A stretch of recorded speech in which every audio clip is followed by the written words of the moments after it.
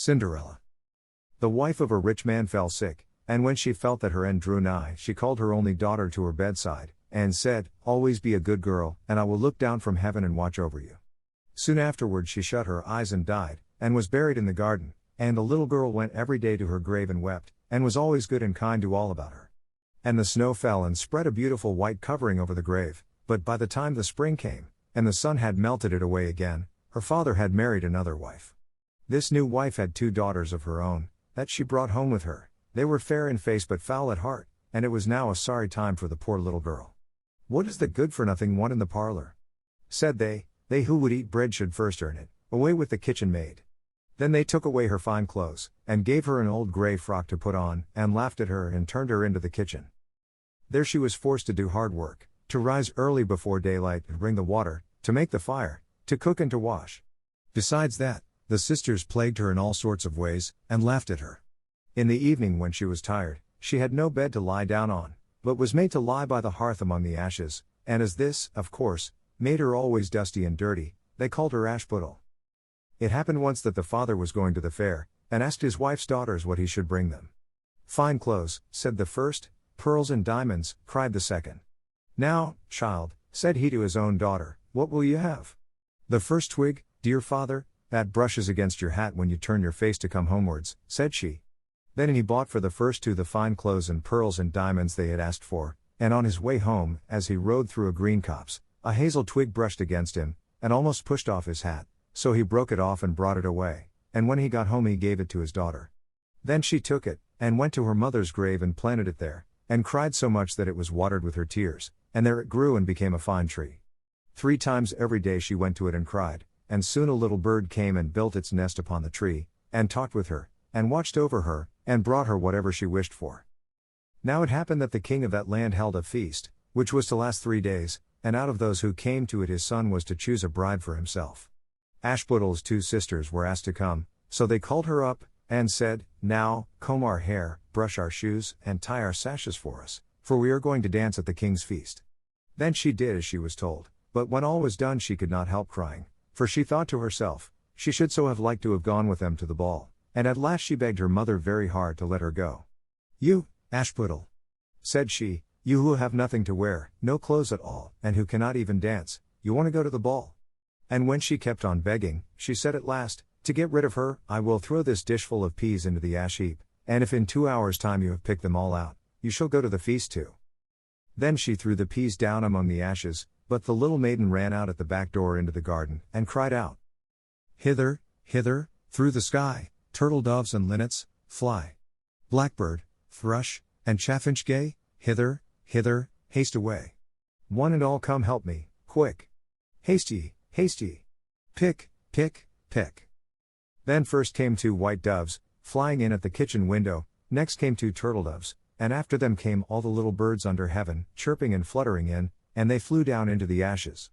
And the little doves stooped their heads down and set to work, pick, pick, pick, and then the others began to pick, pick, pick, and among them all they soon picked out all the good grain, and put it into a dish but left the ashes. Long before the end of the hour the work was quite done, and all flew out again at the windows. Then Ashputtel brought the dish to her mother, overjoyed at the thought that now she should go to the ball. But the mother said, "No, no. You slut, you have no clothes, and cannot dance, you shall not go." And when Ashputtel begged very hard to go, she said, "If you can in 1 hour's time pick 2 of those dishes of peas out of the ashes, you shall go too." And thus she thought she should at least get rid of her. So she shook 2 dishes of peas into the ashes. But the little maiden went out into the garden at the back of the house, and cried out as before, "Hither, hither, through the sky, turtle doves and linnets, fly. Blackbird, thrush, and chaffinch gay, hither, hither, haste away. One and all come help me, quick. Haste ye, haste ye. Pick, pick, pick." Then first came 2 white doves in at the kitchen window, next came 2 turtle doves, and after them came all the little birds under heaven, chirping and hopping about. And they flew down into the ashes, and the little doves put their heads down and set to work, pick, pick, pick, and then the others began pick, pick, pick, and they put all the good grain into the dishes, and left all the ashes. Before half an hour's time all was done, and out they flew again. And then Ashputtel took the dishes to her mother, rejoicing to think that she should now go to the ball. But her mother said, "It is all of no use, you cannot go, you have no clothes, and cannot dance, and you would only put us to shame," and off she went with her 2 daughters to the ball. Now when all were gone, and nobody left at home, Ashputtel went sorrowfully and sat down under the hazel tree, and cried out, "Shake, shake, hazel tree, gold and silver over me." Then her friend the bird flew out of the tree, and brought a gold and silver dress for her, and slippers of spangled silk, and she put them on, and followed her sisters to the feast. But they did not know her, and thought it must be some strange princess, she looked so fine and beautiful in her rich clothes, and they never once thought of Ashputtel, taking it for granted that she was safe at home in the dirt. The king's son soon came up to her, and took her by the hand and danced with her, and no one else, and he never left her hand, but when anyone else came to ask her to dance, he said, "This lady is dancing with me." Thus they danced till a late hour of the night, and then she wanted to go home, and the king's son said, "I shall go and take care of you to your home," for he wanted to see where the beautiful maiden lived. But she slipped away from him, unawares, and ran off towards home, and as the prince followed her, she jumped up into the pigeon house and shut the door. Then he waited till her father came home, and told him that the unknown maiden, who had been at the feast, had hid herself in the pigeon house. But when they had broken open the door they found no one within, and as they came back into the house, Ashputtel was lying, as she always did, in her dirty frock by the ashes, and her dim little lamp was burning in the chimney. For she had run as quickly as she could through the pigeon house and on to the hazel tree, and had there taken off her beautiful clothes, and put them beneath the tree, that the bird might carry them away, and had lain down again amid the ashes in her little grey frock. The next day when the feast was again held, and her father, mother, and sisters were gone, Ashputtel went to the hazel tree, and said, "Shake, shake, hazel tree, gold and silver over me." And the bird came and brought a still finer dress than the one she had worn the day before. And when she came in it to the ball, everyone wondered at her beauty, but the king's son, who was waiting for her, took her by the hand, and danced with her, and when anyone asked her to dance, he said as before, "This lady is dancing with me." When night came she wanted to go home, and the king's son followed her as before, that he might see into what house she went, but she sprang away from him all at once into the garden behind her father's house. In this garden stood a fine large pear tree full of ripe fruit, and Ashputtel, not knowing where to hide herself, jumped up into it without being seen. Then the king's son lost sight of her, and could not find out where she was gone, but waited till her father came home, and said to him, "The unknown lady who danced with me has slipped away, and I think she must have sprung into the pear tree." The father thought to himself, "Can it be Ashputtel?" So he had an axe brought, and they cut down the tree, but found no one upon it. And when they came back into the kitchen, there lay Ashputtel among the ashes, for she had slipped down on the other side of the tree, and carried her beautiful clothes back to the bird at the hazel tree, and then put on her little grey frock.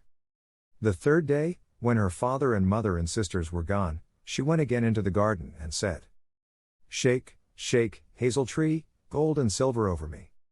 Then her kind friend the bird brought a dress still finer than the former one, and slippers which were all of gold, so that when she came to the feast no one knew what to say, for wonder at her beauty, and the king's son danced with nobody but her, and when anyone else asked her to dance, he said, "This lady is my partner, sir."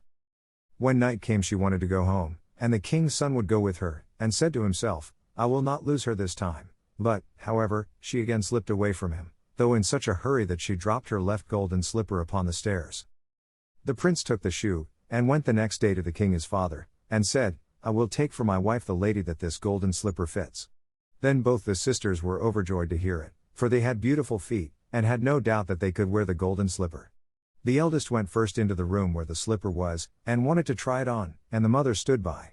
But her great toe could not go into it, and the shoe was altogether much too small for her. Then the mother gave her a knife, and said, "Never mind, cut it off, when you are queen you will not care about toes, you will not want to walk." So the silly girl cut off her great toe, and thus squeezed on the shoe, and went to the king's son. Then he took her for his bride, and set her beside him on his horse, and rode away with her homewards. But on their way home they had to pass by the hazel tree that Ashputtel had planted, and on the branch sat a little dove singing, "Back again. Back again. Look to the shoe. The shoe is too small, and not made for you. Prince. Prince. Look again for thy bride, for she's not the true one that sits by thy side." Then the prince got down and looked at her foot, and he saw, by the blood that streamed from it, what a trick she had played him. So he turned his horse round, and brought the false bride back to her home, and said, "This is not the right bride, let the other sister try and put on the slipper." Then she went into the room and got her foot into the shoe, all but the heel, which was too large. But her mother squeezed it until the blood came, and took her to the king's son, and he set her as his bride by his side on his horse, and rode away with her.